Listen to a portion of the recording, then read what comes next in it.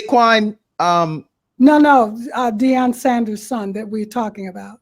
Oh, Shadour. Shadour. Yeah, Yes. they forget that Shadour comes from Deion, and that he's been breastfed or father-fed on what it is to stand for yourself, to know that whatever you've achieved, you earned it. That you're not bragging, you're not confident. There's not a false confidence. You remember every ache, every pain, every hit, every morning you got up at 3 o'clock in the morning to run track before you went to school. So, I mean, and if you present it in a bragging kind of way, that's just you, that's your personality. And people are sometimes turned off from that, depending on who it is and depending on who they think deserves to be braggart. But then when you think about, what is the gentleman's name? He's now a sportscaster, but they chose him late as a draft, and he went on to become the greatest. Tom Brady. Tom Brady. Okay, so that's possible too. You may be able to pick me in the 5th round, but I'm still that man. Yes. I mean, put me in the 5th, 1st, the 10th. I'm still gonna show up with all my skills. I'm gonna carry that baby down and Is there anything better than a trip getting ready? Nope. For a long journey where our podcast released a new app and searching for a fade fiend, new fixation. Giving this a subscribe is the same sensation. Started with the day ones, they gave us fuel to support the season. Could have been anywhere in the world, but you're here for a reason. Notification bells, text your friends, all to let you know. Check your Bluetooth, connect, talking with Donato. Welcome in, everyone. Today's guest is a powerhouse of creativity and purpose. Satori Shakoor, visionary, storyteller, multi-disciplinary artist, and social entrepreneur. From touring with George Clinton in Parliament, Funkadelic, yeah, y'all heard that right. We're going to get into that. To founding the internationally acclaimed Secret Society of Twisted Storytellers, she's used her voice to entertain, empower, and transform communities. Get ready for a real, unfiltered conversation with a woman who lives at the intersection of art, impact, and truth. And this is season 2, episode 129. We'll call this episode Twisted Truths and Funky Tales.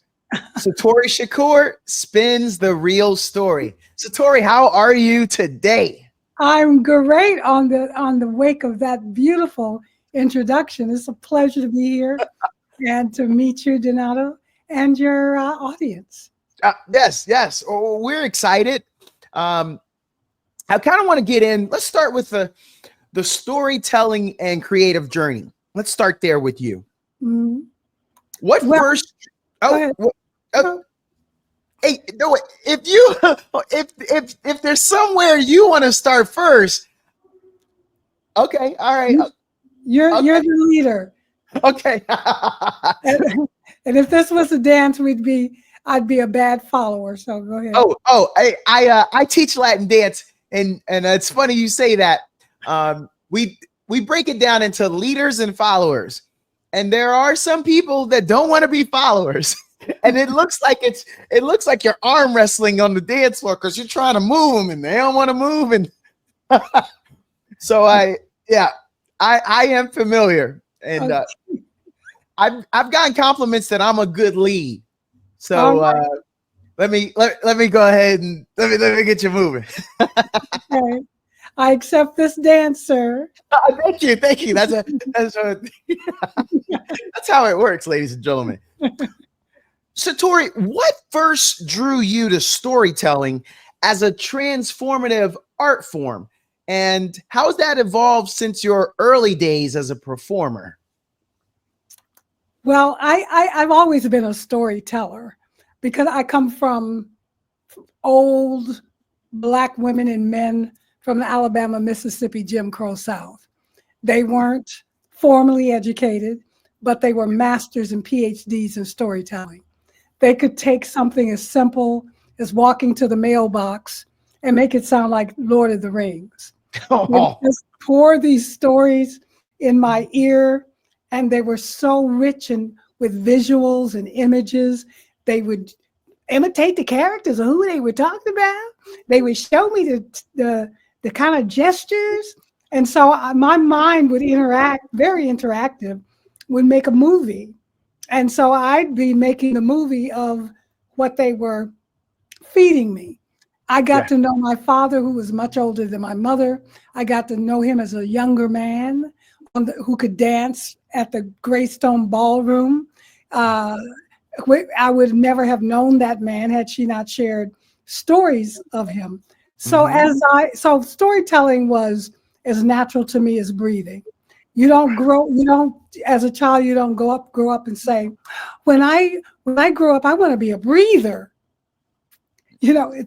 So it was something that I discovered was something that I could do effectively, and it could make a difference. And actually the world could teach me that it was an actual service. So when I found out that it was actually in Austin, Texas, I was on stage in the middle of telling a story with an organization called the Moth. I don't know whether you've heard of the Moth. I haven't. It's an organization out of New York that's dedicated to the art and craft of storytelling, and they have slams all around the country. And I participated in a slam. I won. I went to the Grand Slam. Whoa. and then I won. And so I started to tour and host the Moth. I was in Austin, Texas, on stage telling the story of the loss of my mother, and then 9 months later, my son, which had happened 6 years prior. So I was just coming back, feeling a lot, wanting to live again after being in the numb of grief and hell. And I could hear a pin drop. I noticed that the audience was leaning forward. They were waiting for the next word that I would speak. And it just dawned on me, you're a storyteller. Like really a storyteller. And then I started getting emails from all over the country and the world really saying, thank you for telling your story. I can relate. My mother, my son, my whatever passed away. And this really helped me. And I noticed it was healing me to tell my story every time, because the audience would come up to me afterwards. They would share their stories, which made my grief leave the confines of my body and share out to the audience, who would take a piece of my grief and heal from. It was just this beautiful thing. So Detroit was also in 2012 just coming back from battering, emergency management, Flint water crisis, water shutoffs, gentrification, all people leaving out of the city, decreased tax base. And I could see signs of life. Okay. And so I thought to myself, well, if storytelling could begin to heal me, could it do the same for the city of Detroit? And it was a delicious idea to me as an artist. So I was suffering from the crash of Wall Street. Too big to fail had failed me as an artist. And I had my stuff in storage, living in the basement of a friend's house, come up to her garden one morning, and it hit me. Oh, I could, what if there was a place where people could listen and tell stories that would make a difference, stories that would begin to heal them? What if I could create a place where people could hear each other's stories, find themselves in Whole Foods or at the gas station or some other public place, and they could say, well, how's your mother? I heard a story at the Secret Society of Twisted Storytellers. And their stories would be fodder for conversations and relatedness and connection of humanity. So I had no money, so I was discouraged. But then the idea was delicious to me. I couldn't resist it. So I sold tickets in advance, rented this little space, 45 seats sold out. And each month following, we had to get a bigger and bigger and bigger venue. And we've had George Clinton on our stage, Dick Gregory, Dr. John, state senators. You could be on all manner of people could be on our stage. And it's 13 years later. We have a show coming up Friday, and it's not slowing down, because there's always a need, especially when the COVID happens, or Yeah. something that affects all of us, or we can tell stories and help somebody else know that, oh, I'm not alone. Oh, I can be part of that community. Yes. Oh, whatever they discover out of this storytelling.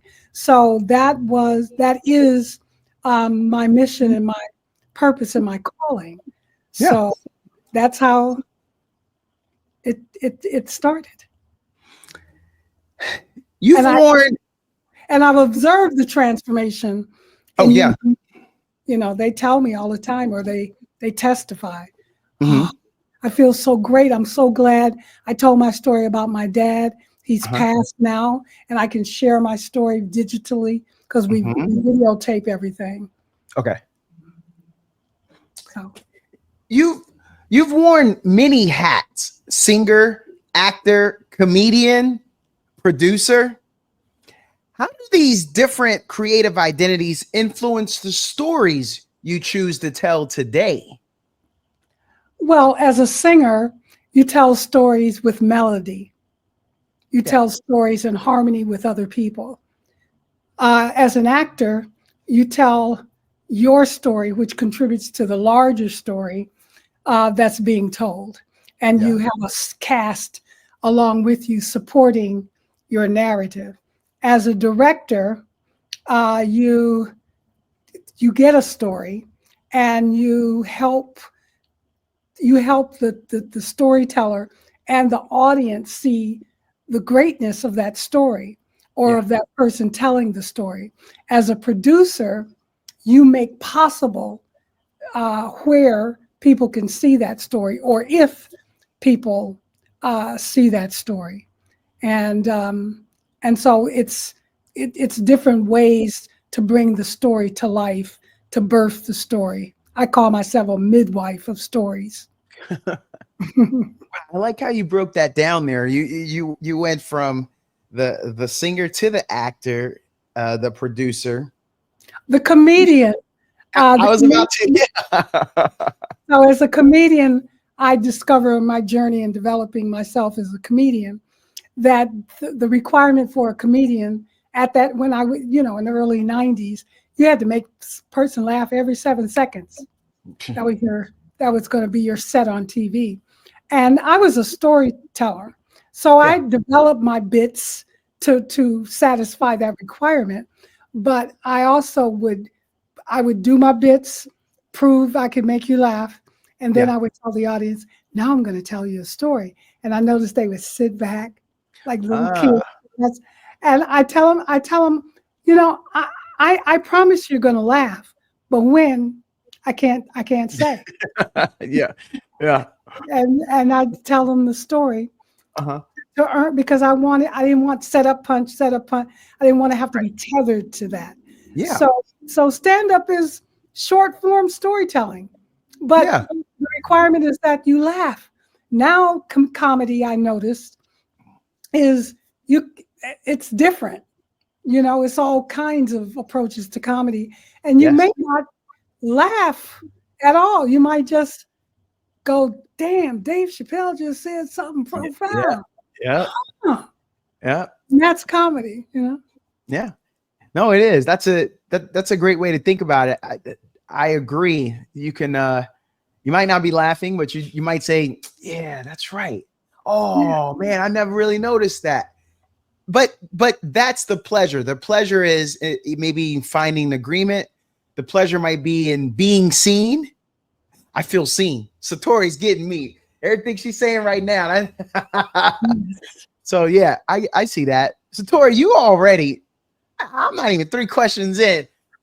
I'm digging this. You are already like having me even see things differently. This is cool. This is gonna be great. What does it mean to you to connect humanity through storytelling? And when did you first realize the power stories have to heal and transform communities? Well, storytelling is the possibility of the connection to humanity, because I have not, although when I went to Jamaica and met this wonderful Jamaican woman. She has about 5 dogs, and she says that they talk. I never heard them talk, but she says they do. But I've never heard anything but a human being tell stories. And I have never seen anyone appreciate stories more than another human being. And because we are all designed the same way, whether we look the same or have the same cultural background or we live in different parts of the world, every culture has storytelling at its core, because this is the way that we pass down information and ideas. And in fact, storytelling is the most effective delivery system of information and ideas. So just inside the fact that it is the most powerful tool of communication there is, we want to use that to communicate to each other our ideas. Now, because we're human, I know what it is that if I cut myself, what it is to bleed. I know what it is to feel pain, joy, happiness, be worried, be thankful, all of the things that human beings feel and the way human beings think. So that there's a connection there. If you drive, and I'm talking about driving, and I hit a snowbank or I hit a black ice and my car spins around and I see ongoing traffic, I'm going to be, and so are you, because you understand the danger that's coming toward you if you don't do something. So there's that connection just in our own humanity and the way we're designed. We are story machines. We love stories as human beings. There is an art to storytelling at its highest level. It is a craft like any other craft. There's a practice to it. And there is a way to convey the story. There is a way to create and build your story. But storytelling is also a science. And when you tell a story and you tell it in a way that's compelling and you know what you're doing, it engages the brain. And what the brain does is distribute these hormones, dopamine, oxytocin, and these are hormones that create a sense of empathy in the listener. So when you're telling a story about what happened to you, the listener can empathize. They can feel. It also makes the listener want to, well, what's going to happen next? What's going to happen next? So it's almost hormones that keep you engaged, keep you glued till the storyteller gets to the end, which is the message. I told you all of this to tell you, this is what I learned. This is my message. This is what I want you to know out of my lived experience. Stories are a little gift. They're a little gift package of experience. And here I'm giving it to you. And if there's anything in that gift you can take and use for your life, there you go. Yeah. The secret society of twisted storytellers. Yes, sir. That has become, it's grown. It's become an internationally recognized platform. What inspired its creation and what impact has surprised you the most? Well, the title, The Secret Society of Twisted Storytellers, comes from a short story I wrote some years ago. And I wrote that story so that I could tell another story that I felt was blasphemous. So I couldn't just tell the blasphemous story at that time, I thought. So I created a world so that the character in the story could tell the story. And so it was called the Secret Society. I built a whole history that this society dated back to the time of Galileo, where he was in prison for saying what the facts were. And so so this society was there to preserve stories, to preserve thought, to just hold stories until the world was ready to hear, to listen to it, to accept it. And so so what was the next question? Oh, I was just saying, what impact has surprised you the most? Oh, what impact is that people are still wanting to tell their story. They're excited. They've emailed me, can I tell my story? Or that I got an invitation from a peacekeeper from the United Nations to go to Utrecht, Netherlands, to install a version of the secret society there, so that Syrian refugees, Somalian refugees could tell their story and begin to heal from why they were from fleeing their land to some place they could feel safe. I've seen storytellers, Marines that served in Vietnam, come to our stage. I also facilitate workshops and coach all of my storytellers that take the stage with the craft, because everybody has a story, everybody doesn't know how to tell it. So I coach them, and I had Marines who would come on to tell their story and cry real tears as they were working with me with their story. Go on to become a spokesperson for PTSD.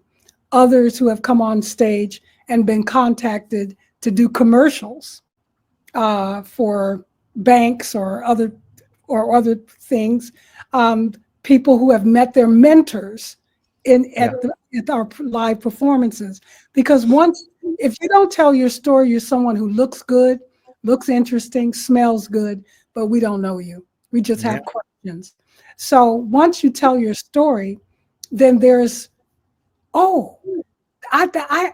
know somebody that can, or I can mentor them, or we had a woman on stage, she'd been living with lupus for 20 years.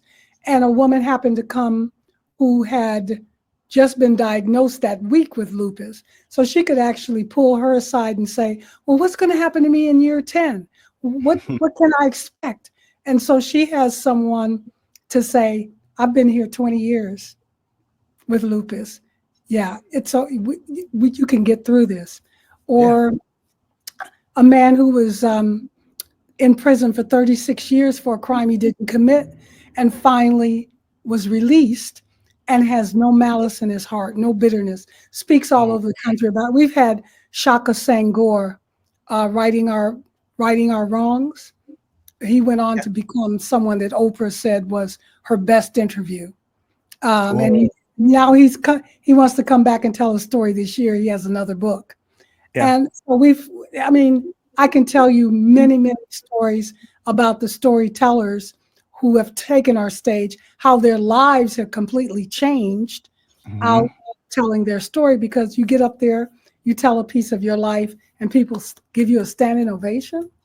And you're like, I can't tell a story, I'm too nervous. And then you get a standing ovation out of your courage, because a lot of people don't really know how extraordinary they are.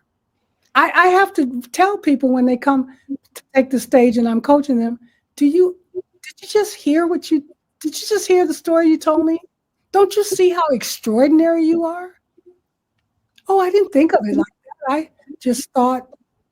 So I don't think that we have access to our greatness. We're taught to be modest and quiet, and modesty is fine.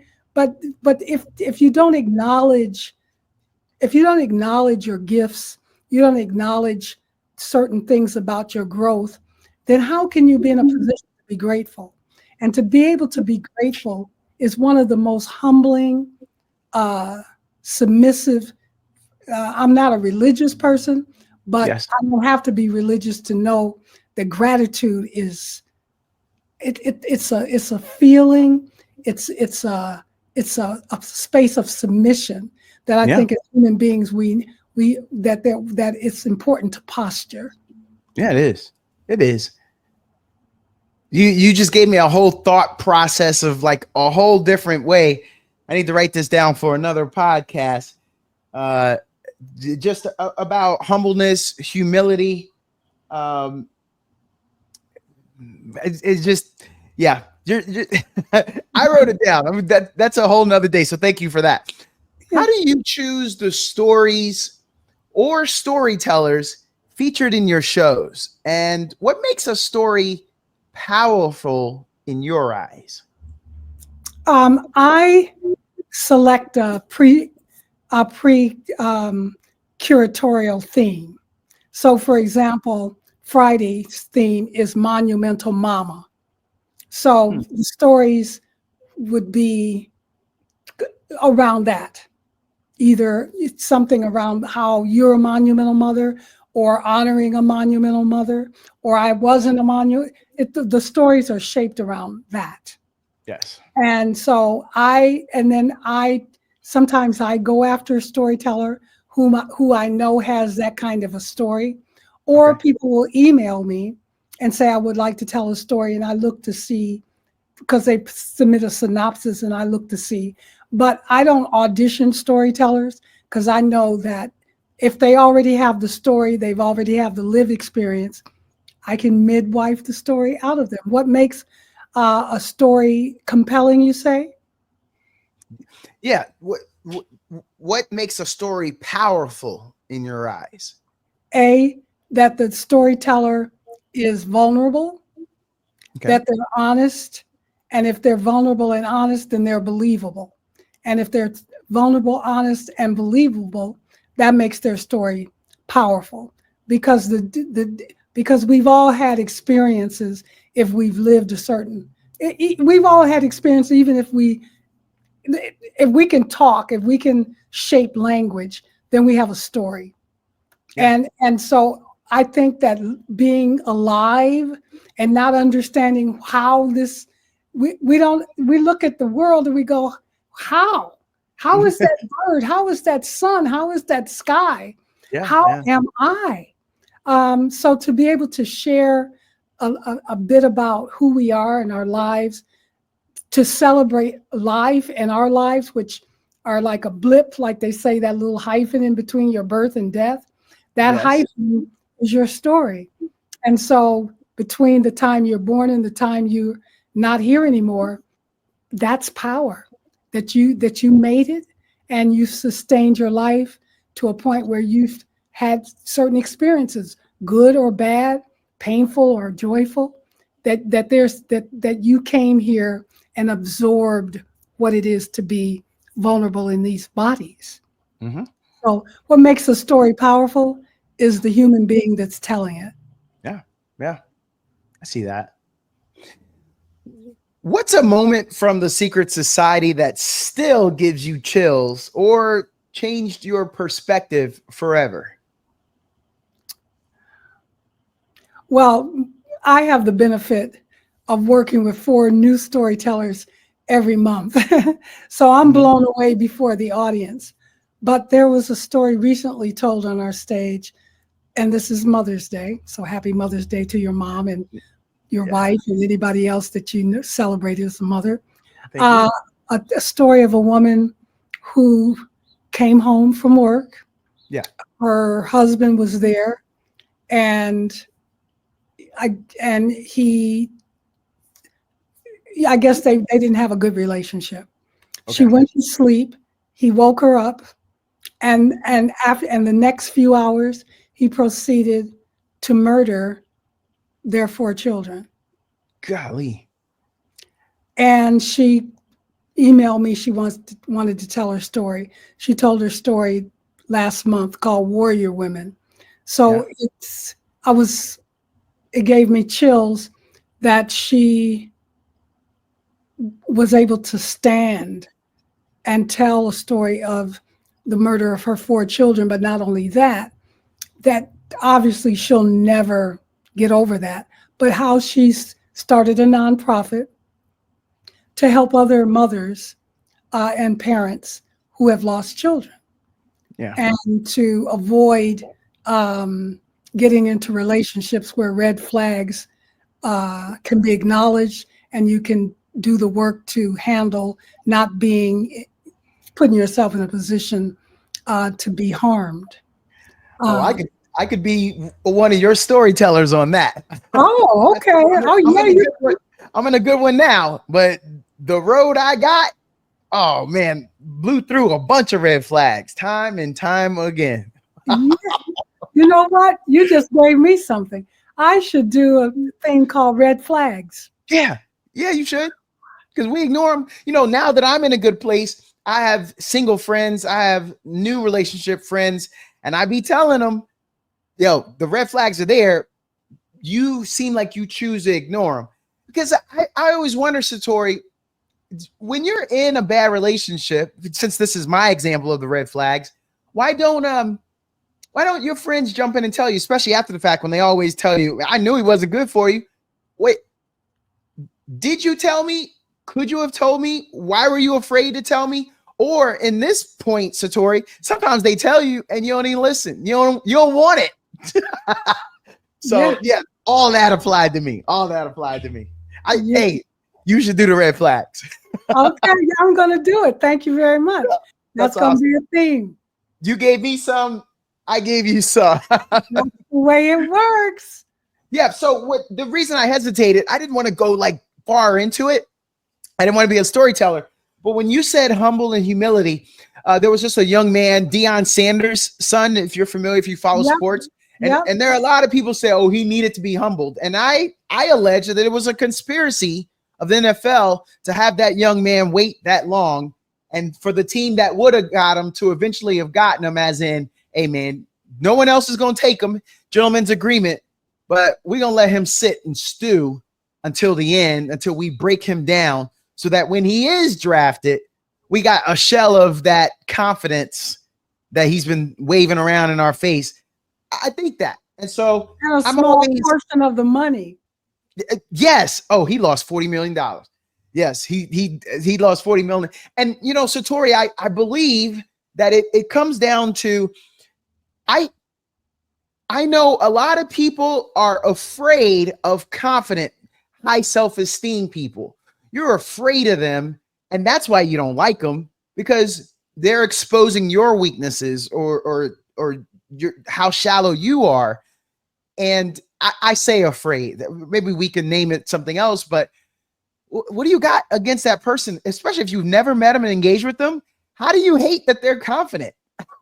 I never understand that. Well, my personal thinking on the matter is they wanted to reduce Deion Sanders. That too. Yes. And so they went through his son, but you forget that is his name son? What's his name? Shaquan?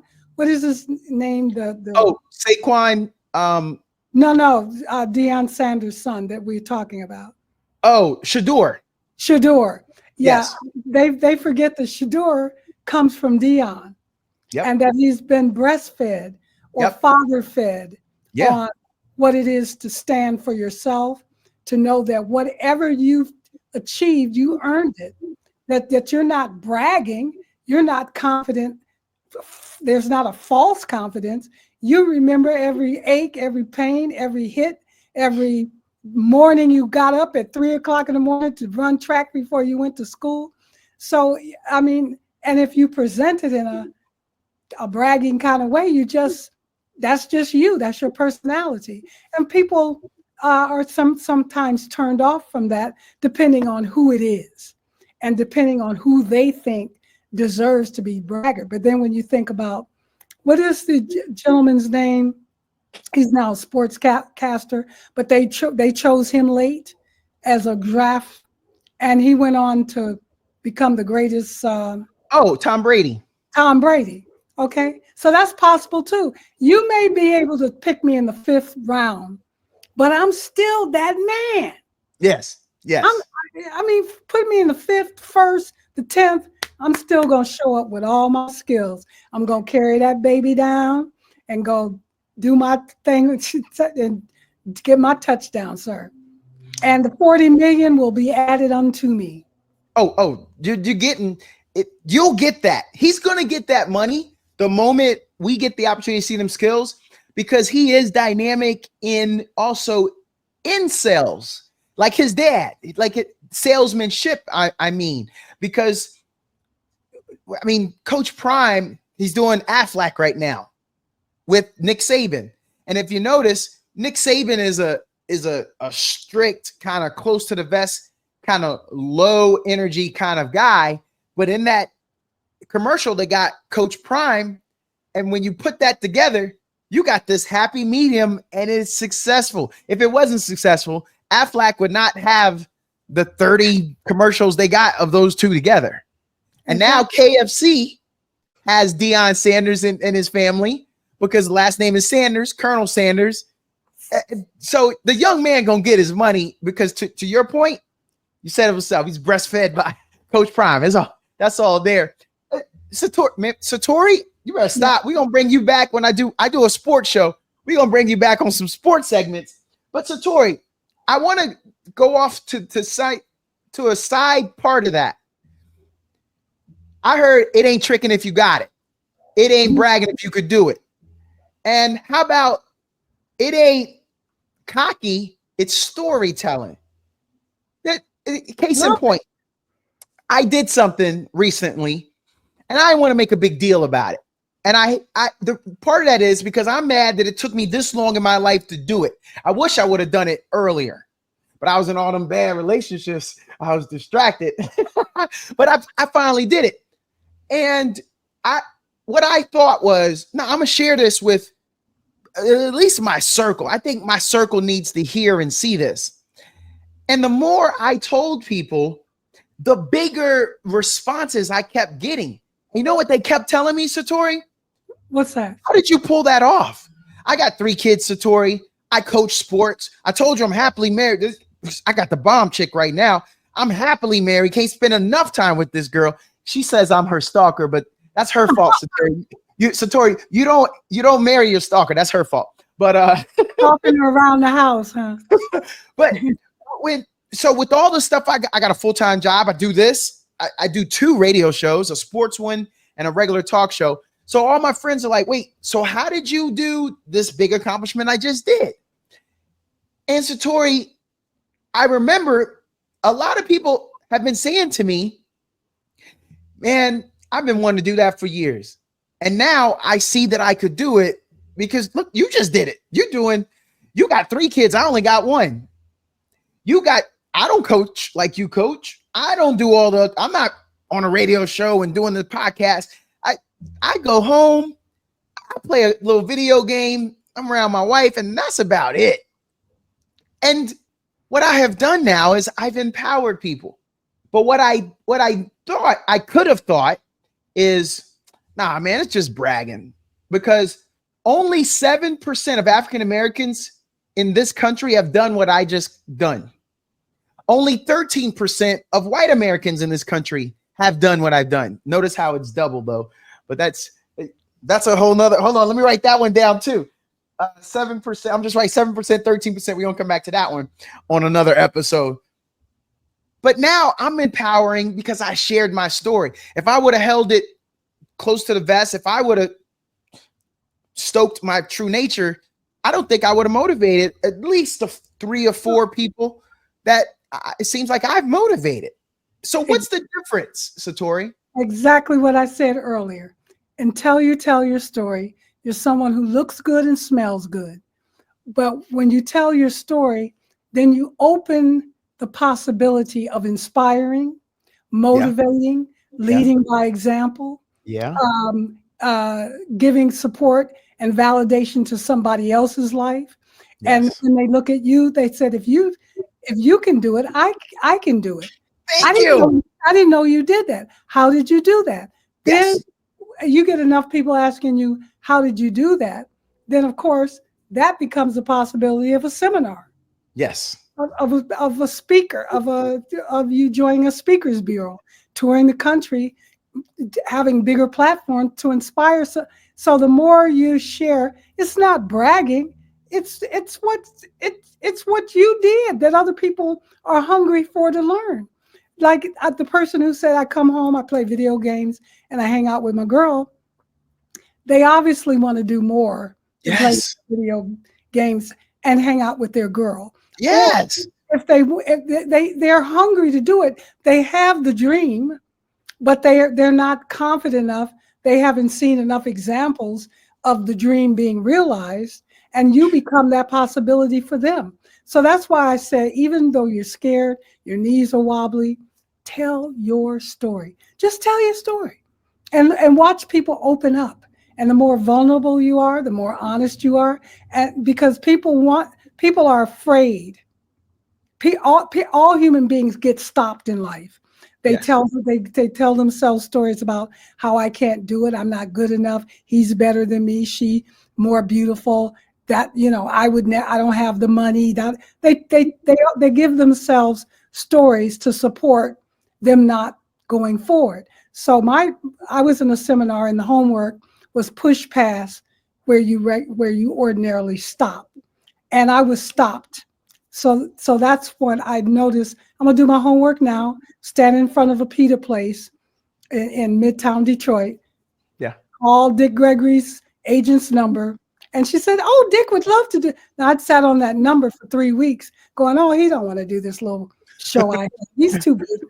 So sometimes you have to test reality, or you have to test your doubts and fears. Yes. You have to go out there and try it. If you want to quit your job, you do what you need to do to make sure that things are in place, and then you quit whatever it is you're afraid to do. Test it in reality.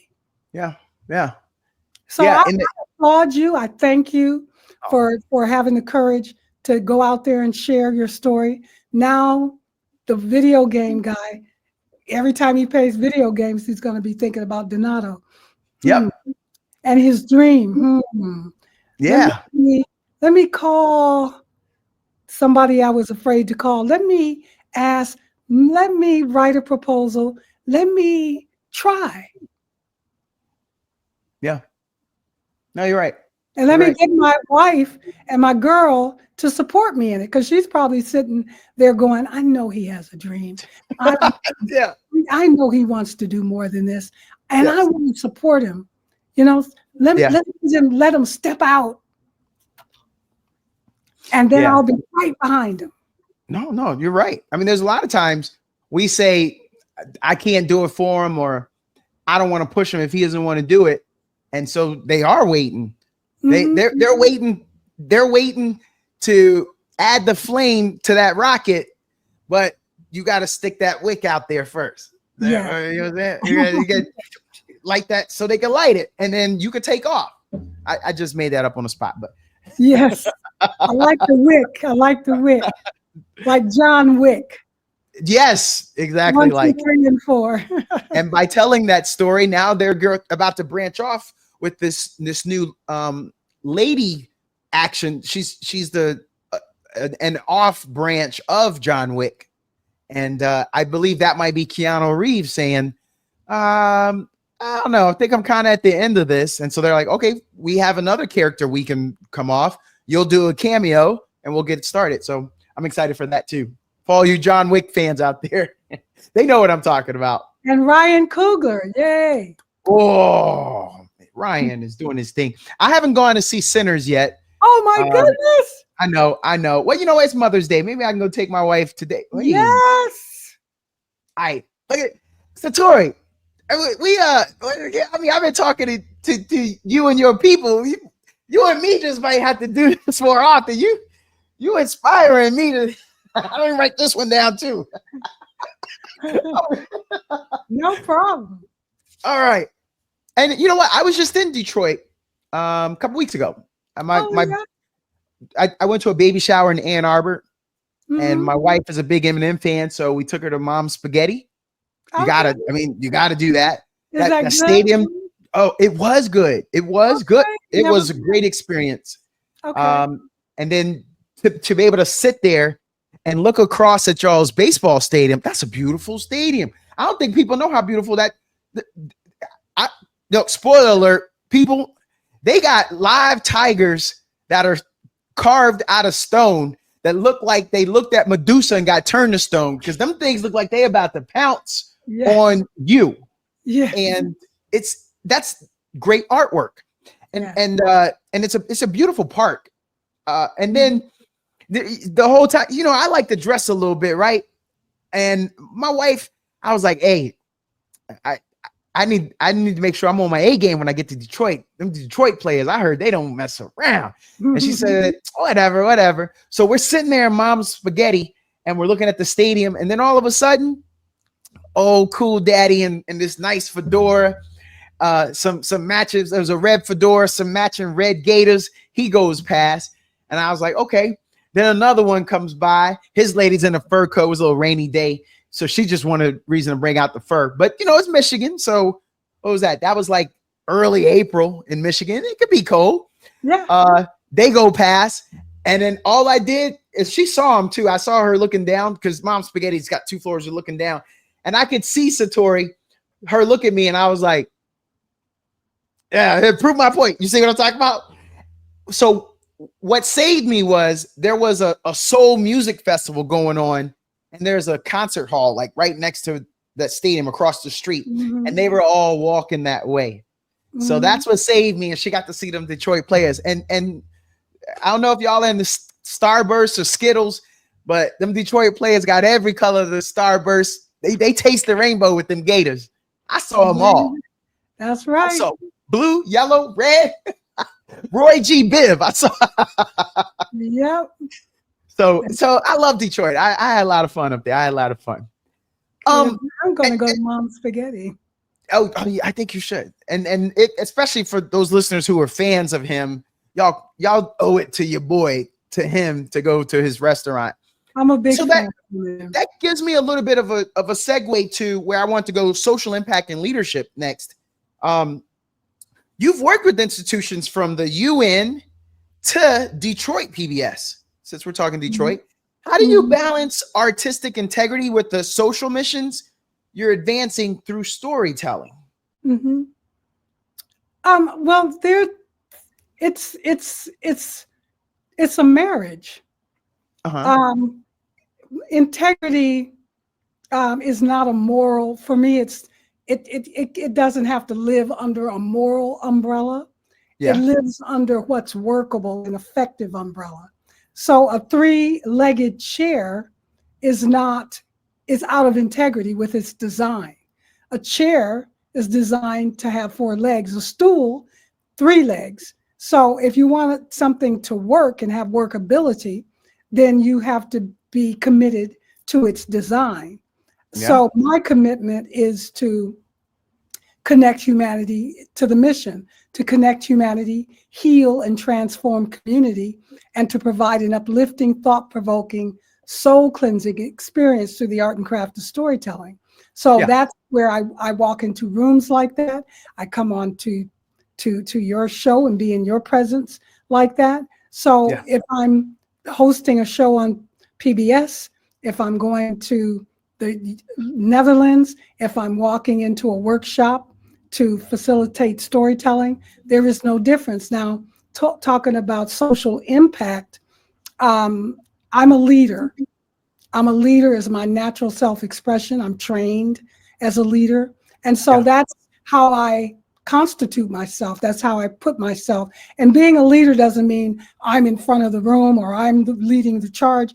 It means, like when I came on the podcast initially, a leader allows another leader to lead if they're not good at it or they're not positioned to do it. So you're leading this and I'm following. Okay. Yeah. And I still can be a leader in my following because you're, as a leader, you're whatever you need to be. If I'm the one that's got to roll up my sleeves and plug up that drain, then I'm leading. Or if I have to lead my team, I can do that. So in terms of social impact, I have a film that's coming out June 12th. It's called Confessions of a Menopausal Femme Fatale. And it's my story, my 12-year journey through menopause. Because when I first entered menopause, I would ask around, what's happening to me? Who am I? I don't recognize myself. I'm having hot flashes, mood swings, night sweats. My heart is beating fast. I'm having brain fog. I don't recognize myself. I asked my mother, I don't remember. I asked older women, I'm too young. I asked some women, I refuse to go through menopause. You refuse to go through what should be a beautiful rite of passage and Yes. a beautiful, empowering stage of life. So I promised that when I got on the other side, I would write about it. That writing turned into a story. That story turned into a performance. That performance was filmed over 3 days. And now, 2 years later, after the performance, it's coming out on Apple TV Plus, Amazon, and Google Play. It's called Confessions of a Menopausal Femme Fatale. And the purpose of the story was to get women talking about this powerful stage of life. Yeah. And now, 2 years after that intended purpose, we've got Halle Berry, who's become the face of menopause. I'm Yes. part of the Michigan Women's Commission, which I met with Halle Berry and the governor and other women up in Lansing. Wait, Satori, is she from Ohio? Who? Halle Berry. I'm not sure where Halle Berry is from. Okay, so she didn't tell you, because I thought y'all Michigan, Ohio. I don't think We're y'all very ain't supposed- close. Yeah, we're very close. But Okay, I think thought- maybe she lives in LA now, but she can Yeah. live wherever she wants to. But she told her story of being misdiagnosed. Now, the thing is, not many doctors they get 1 hour training in menopause. It's something that impacts women medically. It really takes a toll on the quality of our lives. And if we don't know what's happening to us, we can't be responsible for it. And then therefore we can't reach out to our partners, our children, to get support during this time of life. A lot of divorces happen, a lot of misdiagnosis by doctors, a lot of pharmaceuticals, because they don't know. And it's going to take a little bit of time to train doctors in this. So there's going to be we're just starting to talk about it, because the largest demographic of women in some stage of menopause are women in some stage of menopause. And the most powerful, wealthiest demographic are women in this stage. We have women running for president, who are governors, who are CEOs, who are grandmothers, who run their own businesses and companies, and they're demanding, I want to know what this is so that I can address it, so I can have a quality of life. Once you deal with the symptoms, then there's this parting of the clouds. And what's available to you is the opportunity to be free, to be empowered, to free yourself from performing for the male lens, the patriarchal lens, which tells you that once you reach a certain age, stage in life, and you're not perky, you're not juicy, you can't pump out babies, you're not relevant. Go sit in the corner in a rocking chair with your glasses on your nose and take care of your grandkids. But for me, I'm like, I lived this much life. I gained this much experience, this much wisdom, to go sit in the corner because I'm not juicy and perky. You know what I mean? Who's to define my relevancy besides myself? Yes. So that's why I made the film, which hopefully is a social impact film. Yeah. And supports what's happening now, that women are beginning to talk and answer. And so I went to a town hall this last Monday, and you'd be surprised at the number of, and they had doctors on the panel. You'd be shocked at how many women, and it was over, and women still wanted to ask questions. Well, this is happening to me, and I was wondering, would this be good for me to take? Or it's so much mystery around that. But then men get to have the little blue pill. They know when it's time to get a colonoscopy. They know when it's time to get a prostate exam. You know, everything, but no research, little research done about women, because there's been no demand. Yeah. Now we're demanding it. And so my film is, it's a stand-up storytelling concert film. So I tell my story in narrative form, in comedy form, and through song. That's so cool. You've got the distributors. I was gonna say some good ones. Oh, Apple TV. Oh wow, that's exciting. I alluded to the when it comes to college football, you always see that Michigan when they're gonna play their rival Ohio State, what they call them, them up north. You're not even allowed to say the word Michigan. So that's what I was alluding to. I don't want to cause drama between you and Halle Berry, but maybe during the football season, she might remember, wait a minute, Satori's Michigan. I can't call her this week. No, I'm not that deep into football. Matter of fact, it's only been 2 years that I've been really into football. And it's because before football was boring. I only understood the touchdown. Woo! Yeah. Oh, yeah. That's the one. But my husband, now we watch football together because he teaches me, okay, this is a down.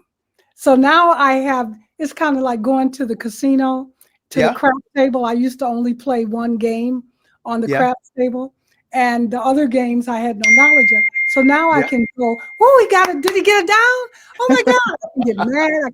Because I'm video games, or auctions, I get out of control. So that's how I am with games. I grab his leg, I squeeze him, I cause bodily harm to my husband. He said, that's okay, baby, you just entered the game. But he's teaching me about the different plays, about the different players. So now I like football more than basketball now.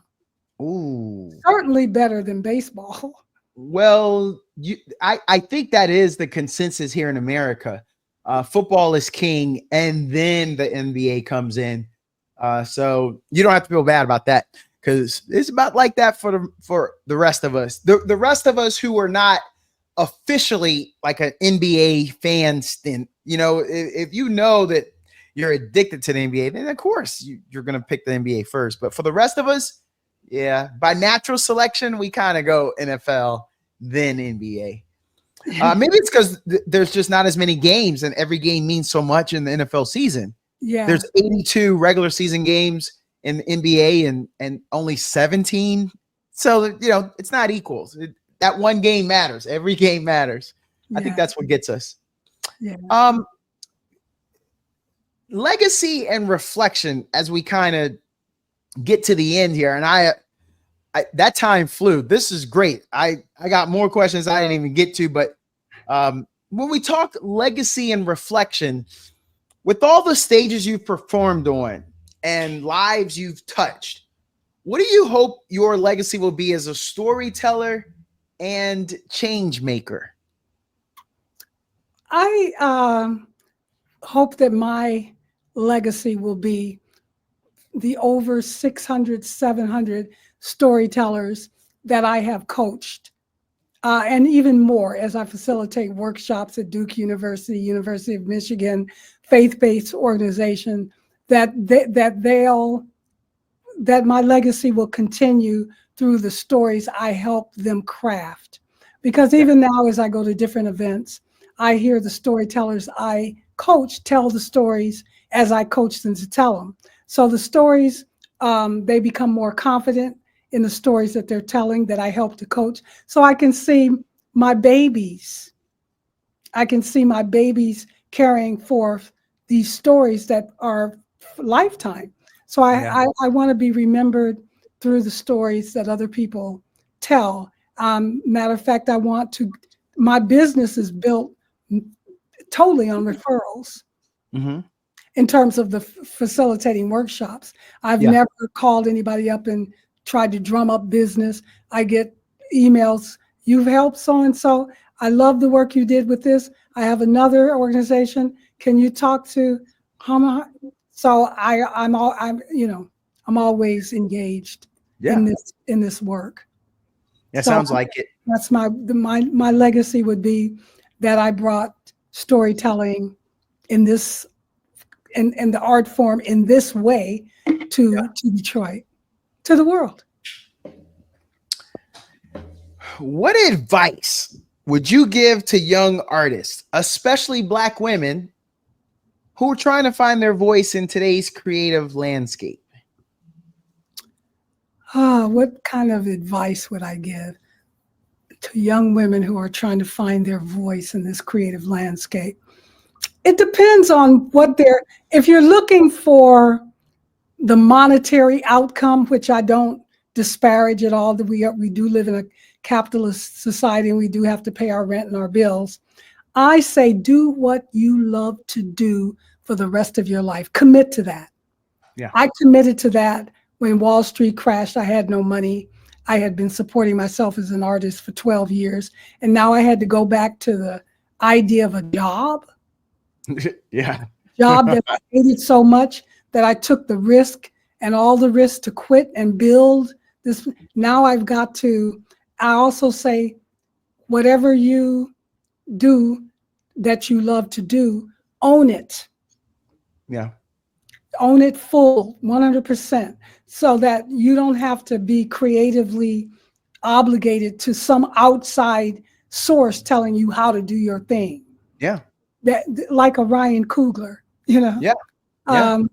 To persist, to have resilience. If you believe in yourself, to believe in yourself enough to be able to take critique and criticism from others, use the critique and the criticism, test it out on whatever it is that you're doing, because to test it out, and rather than back off from it or be afraid of it, to test it out will either show you, because when I would go to critique sessions for things that I had written and I was given a critique, I didn't push back, I used it. I would go, they're thinking over here. Let me pursue how they're thinking over here to see does it have any value for what I'm doing. Sometimes that would open up a whole vein of creativity. Other times it would just validate I'm on the right track as I am. Yeah. So you have to open yourself up to know that whatever it is I'm doing, I could do it better. So let me stand where I'm standing with what I love to do and my vision, and use what I'm being given to support that vision and to bring it into manifestation. Do what you love to do for the rest of your life. No matter what. I like that. Looking back at your time with Parliament Funkadelic, what's a wild or hilarious memory that still makes you laugh? Oh my God. George Clinton.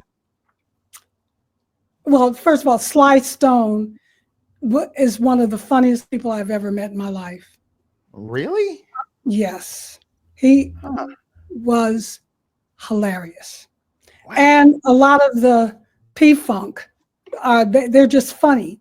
George is the most cryptic, profound philosopher I've ever met. George would say things like, there was a time when we were at Super Disc recording studios. We're on a break in the green room, and this song from Europe comes on. It's very mechanical sounding. Dang, dang, dang. I hated the song. There was no melody. There was nothing. And so I think George was walking through the room while the song was playing. I'm like, I hate that song. And George says, you hate that song?